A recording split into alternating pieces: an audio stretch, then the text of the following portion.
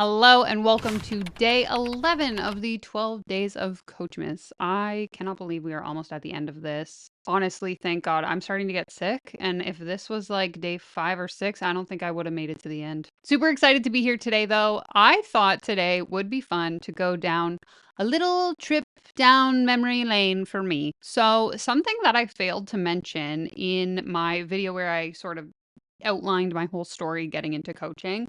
Two things actually. I know in that video I talked about finding the Gold Digger podcast by Jenna Kutcher and having that be a piece of content that I consumed a lot of in that time. But two other very key podcasts of that time period, I would say, would be the Life Coach School podcast, which I know I've mentioned in other videos that I've done, as well as Project Life Mastery. Now, I'm not going to get into the entire lore of what that is, who that is, etc. However, today I thought it would be fun to react to a YouTube video from that creator titled How to Become a Life Coach. Keep in mind, I haven't watched this yet, but I'm sure there will be a lot for us to unpack. So before we get into it, I want to give a big shout out to the channel VIP members, as well as Zurify, Tom, Suzanne, and Harrison in the billionaire tier. Thank you so much for being here. If you're enjoying the Coachmas series, be sure to give this video a thumbs up, subscribe to the channel, check out the rest of the playlist right here, and let's go ahead and jump right in. So as always, I will be playing this video at 1.5 speed because I have no attention span. Let's go ahead and see what he has to say. Hey, this is Stefan from ProjectLifeMastery.com, and in this video, I'm going to share with you how to become a life coach.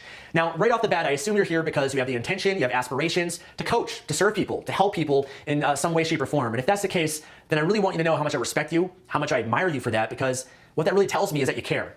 You care about other people, and you have knowledge, you have information, you have skills that you want to share. You want to help people end their suffering and really sincerely make a difference. And I think that that quality is the number one quality that you need to have to be successful as a coach. Okay, first thing, if people are suffering, they probably shouldn't be seeking out help from a life coach. Maybe that's just my opinion, but I always perceive a coach as someone that's helping someone who's already in a good place get even further, accomplish a particular goal. If I'm suffering, I should be going to a certified, regulated mental health professional, in my opinion. Let me know what you think in the comments, but That if you're coaching for any other reason whatsoever, if you're coaching because you think it's going to make you a lot of money, well, it can make you some money, but if you don't really care about people, then you're not going to serve them at the highest possible capacity. You're not going to build your name, you're not going to build your brand, you're not going to build your reputation, and you're not going to have a long-term relationship with your clients. So you can't be a successful coach if your number one motivator is just to make money. You can't be a successful coach if your motivator is just to boost your own ego and feel significant because you can give advice to other people and you feel like you're in a more superior role. So I want to make that clear. Caring is your ultimate power, because when you care about the people that you're going to serve, you care about your clients or people, humanity, then that's going to allow you to tap into you being at your best. The only way that I'm able to do what I do, coaching people and being on YouTube and creating products and services that can really make a difference, is because my caring is my power. Most of my day I'm thinking about how can I serve? How can I make a difference? I know that making money is just a reward that I get for doing a great job. That the more that I serve this person, the more that I help people, the more that I add value, then the money will follow from that. So make sure that your intention as a coach, first of all, is pure, it's honest, it's authentic. And you're doing it because you really want to serve and make a difference. And I know most people that get into coaching because you might have suffered, you went through a hard time, you went through challenges in your life, and you were able to overcome it. And it's a natural thing that when you make a transformation, a change in yourself, you want to share your journey, you want to share the solution to other people and make a difference so that they don't have to suffer in some way, shape, or form. So I respect you for that, and I've got a lot of great tips and advice for you in this video on how to become a life coach. Now, to give you an idea, I've been coaching now for over 10 years. Over 10 years I've been coaching. I started off as a dating coach because that was the area of my life that I struggled with, and I was shy, I was lonely, I was insecure, I was depressed. I overcame that. And then from that, I actually had people that saw the transformation. They actually asked me for help. They asked me for coaching. And I was like, yeah, I guess I can help you. And I'd spent so much of my time and energy researching and learning and making that change in myself that I thought, hey, you know what? I think I can help you, and I can point you in the right direction or provide some information or resources or things that can help you that help me. So that's how I got into coaching. Then eventually transitioned into life coaching, and then eventually to business coaching and consulting. And I've now, personally worked with thousands of people, not just personally, but also at events. I host workshops, mastermind events, coaching people in groups, coaching people online. And now my YouTube channel's reached over 10 million people, 10 million views to my YouTube channel with the advice, the sharing that I've done. And so I've got a lot of experience, a lot of things I could share with someone that's just starting out that wants to become a coach, and what I believe to be the best path to help you get to a position where you can make money from it and really serve and make a difference, okay? okay, this part I always find super interesting. This is giving me Stacey Bayman vibes almost of him not being super clear, at least not yet. Maybe he's going to get into it. Not being super clear about how long he was actually life coaching for or relationship coaching for, versus coaching thousands of people as a business coach. Like Stacy is famous for always saying make $100,000 as a life coach. Yet it's been alleged to me from numerous people that she didn't really start making like millions or even like 100K until she started coaching other coaches. And so I just always find it interesting when these people will skew the statistics essentially. So, like, yes, this person might have worked with 1,000 clients, but was that in the capacity of a life coach or was that in the capacity as a business coach? Because those are two completely different things. Now, number one, I think, I talked about the caring. The caring is really important. But after that, oftentimes people that become a coach, they're in a position in their life where people are coming to them and asking for advice. Okay, maybe friends or family that you have in your life, they're coming to you and they're saying, hey, Stefan, I've got this problem, I've got this issue, I've got this help that I need in my relationship, or I need some help in my business, or with my money, my finances, my family, and they're coming to you for help. Okay, how many people in the comments, if you're comfortable sharing, led themselves to believe this was true? Because I feel like this is something I did where when I wanted to become a coach, yes, I wanted to help people. That was my primary motivator. However, I kind of like crafted this story in my head that so many people are always coming to me with their problems. Obviously, I should become a life coach because people see me as someone that they can come to for advice. And while, yes, in a sense, that's true. Like my friends often come to me with their problems and ask my perspective, but isn't that just friendship?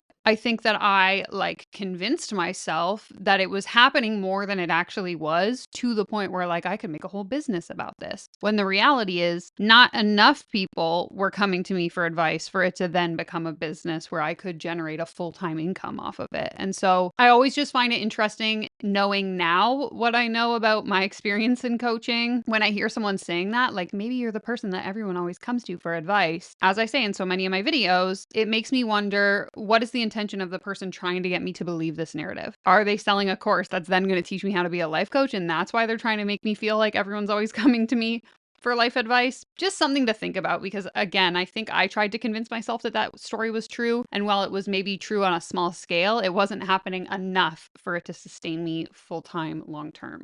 And that is the first indicator that coaching can be a prosperous career for you. And I recommend, if you want to be a coach, to really work on yourself first, to be in that position where people are coming to you and you not having to go to other people. Okay, there's a big difference. I'm gonna go deeper into that a little bit later on in this video. And the reason for that is it's always a good indicator that you have the great potential to be a coach when people are coming to you, because they see you as someone, as a source of inspiration, someone as a source of being able to help them, the solution to the challenge or problem that they have. And if you're not getting that reaction from people in your life, then I'd recommend to really work on yourself. Develop yourself even further. Go through seminars and get coaches yourself. Go through training and books, etc., so that you become the person that other people seek out in your life for advice and help.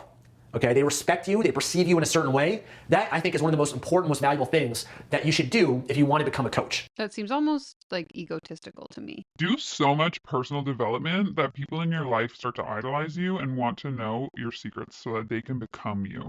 That's why we see everyone being a copy-paste carbon copy version of each other, because they all just want to be each other. I hate it. And learning, self-growth, that goes without saying, right? I mean, if you want to be a great coach, you got to be obsessed with learning. You got to be obsessed with you being the best that you can be, because when you are at your best, that's going to allow you to serve people at the highest possible level. Okay? You got to make sure that you're performing at your best as a coach, and you're really mastering the skills in life that will allow you to effectively be able to serve people. Okay. Now, there's different paths to becoming a coach. Okay. Over the last, I don't know how many years or so, the modern society, there's now become certifications and training and schools and courses that you can take to get certified as a coach. Okay. And that could be one path that you can take. You might be able to find, different online courses or in-person schools or trainings where you go through the process. They teach you and they help you develop the coaching skills, and so that you can become a coach as a career. Okay. And that's one way of going about it. Okay. At the end of that, you get a certificate from that source or whatever that place was, and then that gives you some form of credibility as a coach, and you have a lot of great skills that can allow you to coach people and really serve. I've done a little bit of that. I got certified in neurolinguistic programming, and there's other skills that I've developed as well. But I think the ultimate thing that allows you to coach, and more importantly have the credibility, is results. Results. Okay. For me, I don't have any formal education of me going to university or school to be a coach. I became a coach because I had results, and I became someone that other people sought out. They came to me because I had this result, and I was able to help them get results and transfer that onto them, okay, and help them accelerate the process of them getting results based on the experience that I have. One thing that always drives me nuts are people that do coaching, but they don't have any results in their life. Their life is a mess. Their life is a struggle. They're depressed, they're unhappy, and they start, trying to do coaching, and they're not really doing it from the best possible position. They're not doing it from a position of power, and their message, their coaching doesn't make the biggest impact. right? Because you got to be congruent with what you're sharing, with what you're teaching. Everybody will receive your coaching in different ways based on how they perceive you. If you had Tony Robbins share with you advice, the number one life coach in the world, gives you advice, that's going to mean something totally different than Joe Schmo giving you that advice, because Tony Robbins has built his name, his reputation, his brand. And he might give you the same advice as someone else, but it's going to mean a lot more based on who it's coming from, the credibility, the power that person has when they communicate and they really coach and serve. So I'm a big believer in having the results, making sure that you've mastered that area that you really want to coach and serve people with.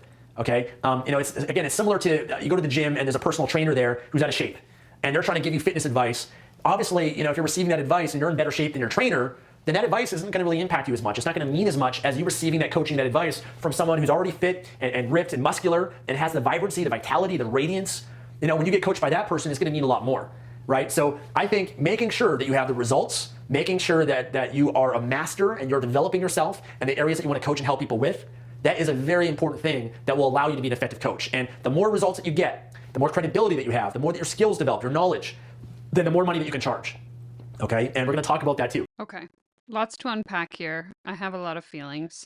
I can understand where he's coming from when he's saying that the most important thing is to be able to demonstrate that you are capable of getting the clients the results that they're looking for. Sure, but there's also a level of skepticism I think that this statement should be approached with, because as we are well aware, especially those of you that have watched a lot of my content, industries like life coaching remain highly unregulated. And so I think claiming something along the lines of certification isn't necessary can be a really slippery slope to allow some really shady shit to start happening. Because while yes, I could have the most disastrous personal life and I could go and complete my certification and then call myself a life coach and still have my life be in complete shambles, and that's probably not the best scenario. But I believe that some level of certification can serve as sort of a baseline of knowledge. I know in terms of the ICF certification, there's also a code of ethics that you're then taught and told to follow, as well as just like a baseline level of accountability. I think that comes with being able to complete most certifications is something that kind of gets discredited when we just say, focus on getting results, don't bother with the certification. I just think that dismissing the risks that enable anyone to just call themselves an expert because they get people good results might be a little bit of a gray area. And so for me, I think if I'm thinking of like what would make an effective coach, it's kind of like this balance between having the proven skills and the results to show for it, as well as having that professional credibility. But I don't know. What do you guys think? Let me know in the comments. So when you're first starting out with coaching, often what I recommend for people is, one is just start putting out advice for free online, okay? Excuse me. So just start putting out advice for free. Set up a YouTube channel, set up a podcast, set up a blog, and start putting out free content. Start to share your expertise. Share the things that you've learned. Share the things that have helped you. That will build your credibility, and it'll also build trust and a relationship with people. And if people aren't willing to consume your free content, then why would they pay you money to be able to speak with you, right? It doesn't make any sense. So really the first step is putting out free advice, free content, maybe even doing free coaching as well, offering that to a few different people and say, hey, listen, maybe putting up on your Facebook and saying, hey, listen guys, I want to transition into coaching and I'm offering 5 free sessions to 5 different people where I'll spend 30 minutes with you or an hour with you. I'll work with you over the next 3 months. And I'm offering this for free because I want to build up my name. I want to build up my skills. I want to build up my ability to be able to coach and serve. And you're going to be my guinea pig. You're going to be my beta tester. You're going to give me feedback on myself. At the end of the 3 months, I want you to tell me how I did, what I can improve, what I can do better. And hopefully if I help you get the results, then you can provide a great testimonial for me as well. So initially, it's just primarily developing your name, okay? Building your credibility, developing your ability to really be able to serve, getting feedback from people, and getting those testimonials. That will give you a good start. That's what I recommend first, okay? Doing that for a little while. And then once you've done that, you're gonna be able to then start to charge some money for your coaching. Okay? You're gonna be able to start to have a certain amount of money that you can request for people to pay for your services. I recommend when you're starting to charge people for coaching, start off relatively low. Okay, maybe it's around $50 an hour or so. Most personal trainers, for example, at the gym, fitness personal trainers, they can be $50, $80, even $150, $200 an hour. So yes, but a personal trainer also has a certification. Just saying. Life coaching for me, I think that's more valuable than a 1-hour fitness session because in a 1-hour life coaching session, you can get information that can really change your life more than just having a good sweat, a good workout, okay? So $50 an hour is where I'd start. If you can't get people to pay you $50 an hour, then you gotta go even cheaper than that, or you just gotta start off free, okay? It's not until people perceive you as being worth People, you're basically worth whatever people are willing to pay. Hey guys, if you're looking for pricing advice for your business, just charge people whatever they want to pay you. Rather than have prices on your website, just have a link that says pay whatever you want and let the people decide how much they want to pay you. That's the advice for today. Don't do that. That's actually terrible advice, okay? $100 an hour, then that's what you're worth. If they're not willing to pay that, they're only willing to pay $50 an hour, then that's what you're worth. If they're not willing to pay you $50 an hour, if they're not willing to pay you anything, then that's what you're worth. If they're not even willing to take you up on a free coaching session, then they don't even perceive a free session to be valuable for the time that they spend with you. In which case, you got to build up your value, you got to build up your name, you got to put out content out there online and build up yourself so that people perceive you as someone that's really valuable, so that they're going to want to come to you and contact you to be able to pay you for your coaching and pay you for your advice. Okay, I have a bit of a hot take here.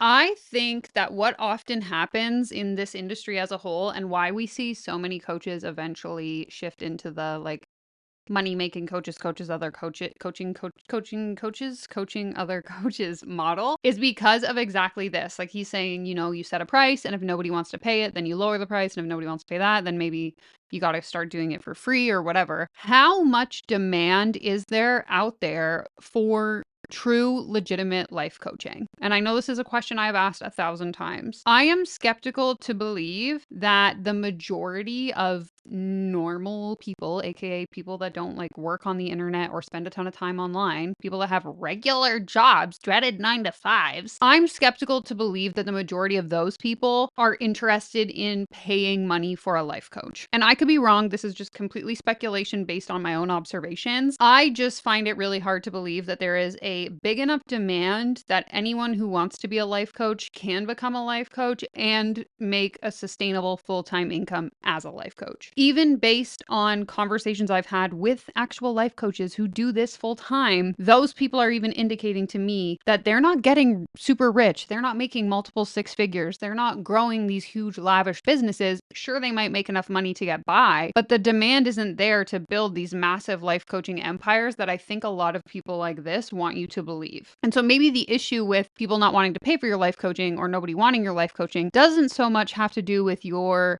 lack of credibility or lack of skills, so much as the fact that there isn't demand for the thing that you're selling. This is a conversation I have a lot with my partner. He works in the startup space and does a little bit of mentorship with up and coming startups with people in their early 20s that went to our university. And a common theme that comes up with these people who have these business ideas is that they have a business idea versus finding a problem that they're creating a solution to. They just decide, I think it would be cool to sell this thing, and they try to manufacture a problem that doesn't exist. That's one of the number one reasons that any business fails, is that you think you have a cool idea, but you're not actually solving a problem for people. And the most successful businesses tend to do the opposite. They find a problem and they figure out a solution for it. So I think with life coaching, true life coaching, what we tend to see a lot is people trying to manufacture a solution for a problem that doesn't exist. If there aren't people actively seeking out life coaching in order to improve their lives or achieve their goals or whatever outcome it is they're looking to accomplish, providing them with a solution to that problem doesn't make any sense because the problem doesn't exist. And so I say all that to say that this is why I think so many people lean into the I'll teach you how to make money then, because it's so easy to feed into the problem of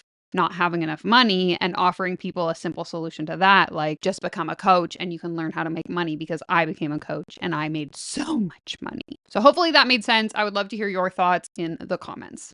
And that's what happened to me, by the way. I did my YouTube channel the last 5 years. I did coaching before that, but once I started putting myself out on YouTube and putting out content on my blog, etc., then people would consume my content and they'd be like, wow, this is amazing. This is really good. This is really helpful. This has really made a difference in my life.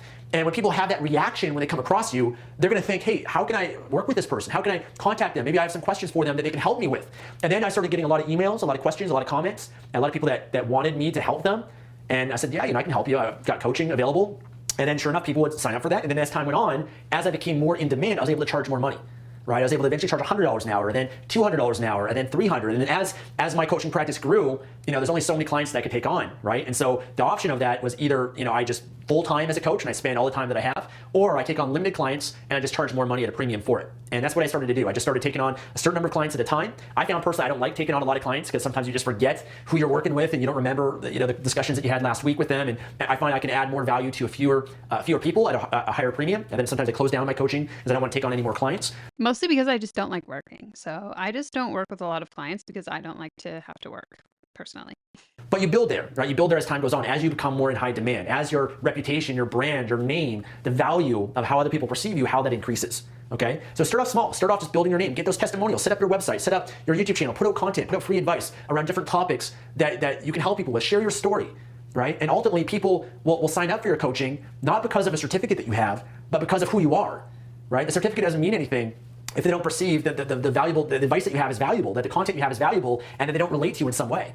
Right? By me putting myself out there, I'm vulnerable in a lot of different ways, and I'm sharing my story, who I am, and there's certain people that relate to that. They say, hey, well, you know what? I was shy too. I can relate to Stefan, or hey, you know what? I can relate to his story. I can relate to being where he's been, and they relate to me, they connect with me. They like my style of communication. They like the advice that I give online, and so for them, they feel more comfortable to sign up with me, to see the value of that, to hire me as a coach because of just me putting myself out there.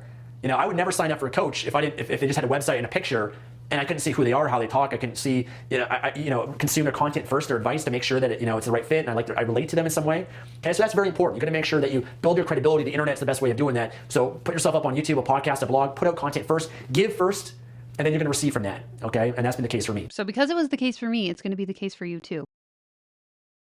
Drives me crazy when people make these sweeping statements. What is true for thee might not be true for me. Just saying. And again, it's not as simple as just manufacturing a solution for a problem that doesn't exist. I could make an entire YouTube channel about how to eat an entire large pizza. But if that's not something that people are wanting to learn how to do, they're not going to watch my YouTube channel, and they're certainly not going to pay me to learn how to do that. So I actually think step number 1 is to figure out a problem that people actually have, and then create a solution, and then maybe make a YouTube channel about it. But what do I know, guys? Not much. As you grow as a coach, you want to start to leverage yourself and scale. Okay, so you do one-on-one coaching. Eventually, you can do group coaching. Group coaching is when you can take on a small group. Maybe it could start off as 3 people, it could be 10 people, it could be 12 people. It's entirely up to you, but take it on a group, and that is a much lower price as your rates become more unaffordable for most, and your one-on-one coaching is more at a premium. Then you offer the group coaching at a cheaper price, where people are sharing their time with you, but they're still getting personal access to you. Okay, that would be the next way to scale, and you can take on more people for the same amount of time. So in 1 or 2 hours, you can make more money from that, as opposed to even doing the one-on-one stuff. This is a very common business model taught across the coaching industry, I think, is like start with the one-on-one. Then when you filled that, move to the group coaching. But again, it operates under this assumption, in my opinion, that you constantly have new leads coming into your business. And I just feel, again, like most of the coaches that I know, especially the ones that are just getting started now in 2024, almost 2025, the market is so saturated that unless you are one of these like anomaly standout coaches that breaks onto the scene late in the game and is able to like stand out from the rest of the crowd, there are so many coaches and not enough demand that I cannot imagine trying to constantly like fill and refill group programs over and over again throughout the year. I actually saw a thread yesterday. I will try to find it, but I can't exactly remember who posted it. And it was someone saying that they're noticing a lot of the like bigger, more prominent coaches are now shifting away from group programs back to one-on-one, presumably because they no longer have the numbers to fill those group programs, and they have to resort back to one-on-one because that's all that they can kind of fit. And I remember I even shared this in my own scam story. Like the first coach that I ever worked with, I hired her as a one-on-one coach. She couldn't find enough people to fill her group mastermind that she put all of her one-on-one clients into it. And then she tried to relaunch it in January, but only had one of all of the group of us that were there re-sign with her as a one-on-one client. There was no one else to fill the group with. She closed her business shortly after that, but it just goes to show like you need to have a constant stream of new leads coming into your business in order to ever even think about filling a group program. Then eventually the next level after that would just be like Q&A style coaching, where it's maybe a live stream or a webinar where it's not as personalized, but you can take on more people. They can submit questions and then you answer them to them, but it's not intimate enough because there's more people, there's more scale on it. You can't really have a one-on-one conversation with people. Okay, and a Q&A webinar would require a massive audience. Again, speaking to my own story, the last coach that I worked with, or like marketing consultants that I worked with, followed this format. They have massive audiences on Instagram, and there were hundreds of people on this call. But again, this isn't like Joe Schmo. This was people who had built huge audiences over many years and leveraged that to be able to create a Q&A style webinar coaching where people would actually pay money for that. So I get that he's trying to like simplify the process, but he's really leaving out, I think, key details about just how many years and how much effort it takes to be able to ever build an audience that would even allow you to reach this point. And then also, you can also do events, in-person events. The coaching that I do is always over Skype because most of my audience is all over the world. But I also started doing in-person events, workshops, masterminds, where that's at another premium price, where people come together, they spend maybe 2 days, 3 days, and you're actually working with them in person, coaching and mentoring them that way too. Okay, so there's many different models you can have, many different ways you can do it. And I think as you grow, you can expand that in different ways and turn it into a more profitable business and leverage yourself more in many different ways of doing it that way. This feels like magical thinking to me. Of like, you could do this. Eventually you could adopt a group model, and then you could host personal events.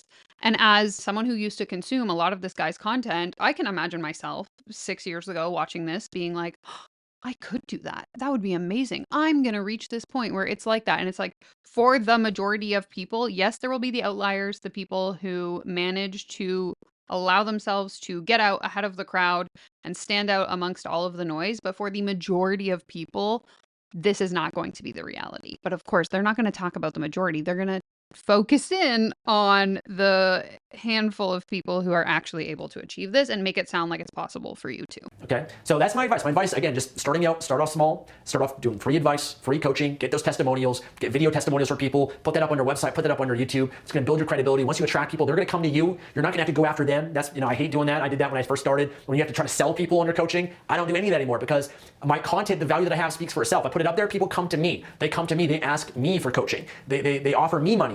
That's how I even got started with it. People came to me, they're like, "Stefan, can you help me? I'll pay you." And I was like, "Yeah, sure, why not?" Right? And so I found that to be very beneficial. So some tips, some advice. I'm not sure how long this video's been, but I could ramble on about this for days. But that's where I'd started, guys. And hopefully you enjoyed this. Hopefully this benefits you. Make sure that if you're new to my channel, subscribe for more videos. I've got a lot of great content on how to improve every aspect of your life, including your business, and be able to make money and profit online. I've got a free course that I want to gift you as well that shares 7 ways that I make money online, and one of them being coaching consulting. And you get access to that at projectlifemastery.com/free course. I'll have a link below in the description. But make sure that you leave a comment below. Let me know what you think. And I look forward to seeing you again in the next video. Good luck with your coaching. Thanks again. Take care. Okay, overall, not the worst thing we've seen on this channel for sure. I, again, just really feel like it's really oversimplifying the likelihood of being able to build a successful coaching business, as well as the amount of time and effort that goes into building a successful coaching business. As I mentioned, I could absolutely see myself drinking this Kool-Aid 6 or 7 years ago, but now I watch it and I'm just like,